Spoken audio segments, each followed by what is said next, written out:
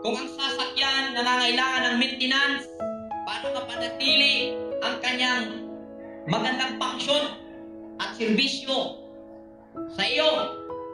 Maging ang bahay, maging ang lahat ng bagay ay nangangailangan ng mabuting maintenance. At ang Creator nagbigay ng sapat na libro ng maintenance. May written maintenance guide at mayroong oral maintenance guide na naririnig mo sa iyong kalooban. Amen po ba? Ito'y sapat na para i-maintain ang ating pagkaalam tungkol sa ating nativity. Amen po ba?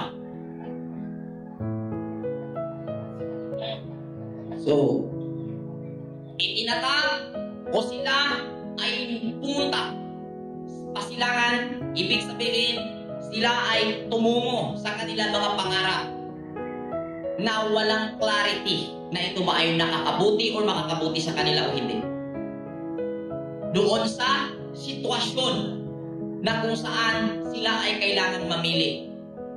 At saan lugar iyon nila nakita? Sa sitwasyon ng buhay nila na kung saan ang kanilang tinitingnan ay ang kanilang